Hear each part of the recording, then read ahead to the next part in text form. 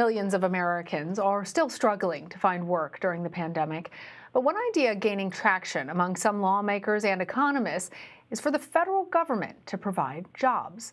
According to a recent article from the New York Times, a Gallup survey from November found 93% of Americans supported this idea. Most people said that they would also prefer government jobs over unemployment benefits. Eduardo Porter is an economics reporter for the New York Times. He wrote that article, and he joins me now for more. Eduardo, good to have you. So a policy like this was really last seen during Roosevelt's New Deal in the 1930s. How would something like a jobs works program actually take place today compared to how the policy was used during the Great Depression? We're in an extremely different moment than we were back in the 1930s. The federal jobs programs that were put in place as part of the New Deal were meant to pull employment out of a deep and prolonged hole. Which is really not the same situation that we are in today.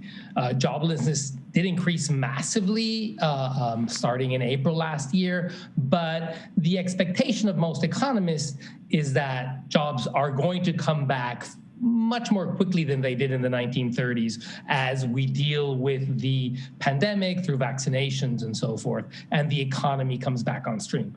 So right now, when you hear people talking about this idea of a federal guaranteed job, I think they're thinking more in terms of a tool to ensure good quality jobs for most Americans. You know, to the federal government setting a sort of a standard, a minimum standard of what work should be like.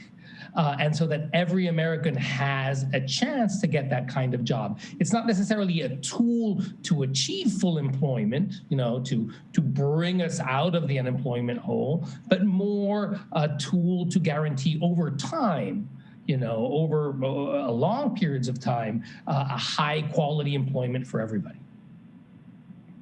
Eduardo, I want to talk to you more about the minimum standards that you're mentioning, but even before we get into that, just talking feasibility, New Jersey Senator Cory Booker introduced legislation back in 2018 and 2019 that would have provided training and jobs to Americans as part of pilot programs at the expense of the federal government.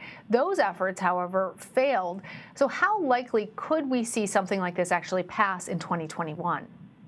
Yeah, and just a step forward, Ayanna Pressley submitted a bill for a federal jobs guarantee just this week. So evidently in parts of the Democratic Party, there is enormous enthusiasm for this kind of idea.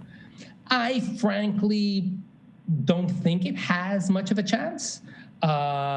What drew me to write about it was that we're getting much more attention to this idea that's extremely unorthodox after, you know, an idea that hasn't been around for, you know, many, many decades, but I don't really think that it has much of a chance of becoming law. In fact, if you look at what President Biden's people are proposing, is not really anywhere near a federal job guarantee. They're proposing, you know, putting a lot of money into things like new energy investments, child care, elder care, health care, stuff like that, and that will produce jobs.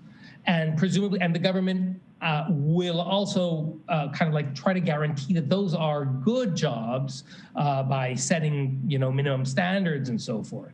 But I don't really think that the idea of a federal guaranteed job at, you know, whatever, $15 an hour with health insurance for every American that wants one is anywhere near a potential reality. So let's discuss a little bit deeper the minimum standards. In your reporting, one expert that you spoke with said that the government intervening in the labor market would set these minimum standards for work. Let's describe for our viewers who might not be familiar with that terminology what exactly that means and the impacts that this policy would then have on private employers and how they compensate their employees. Yeah, well, think about it. You know, if there's a government guaranteed job out there at $15 an hour with healthcare, would you take a job for anything less? Probably not.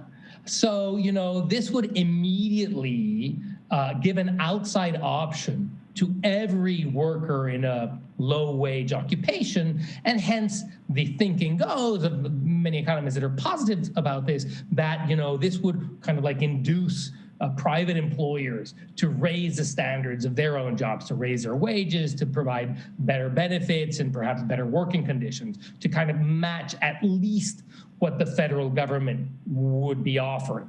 Now, what critics of these kinds of ideas will argue that is, well, yeah, you're basically going to destroy a large share of the labor market because there is a really substantial chunk of the labor market that operates at a lower standard than that. Think of, low-end retail, fast food. There's an enormous chunks of the service economy that might not meet this standard. What will they do? Where will McDonald's find workers? And do we care that suddenly McDonald's needs to vastly improve its wages and working conditions in order to keep its workforce?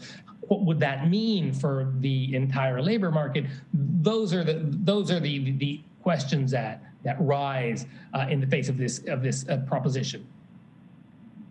It's interesting. Some of the same issues that we're hearing debated, particularly when it just comes to the question of raising the minimum wage to $15 an hour. All right, Eduardo Porter, thank you. Thank you very much.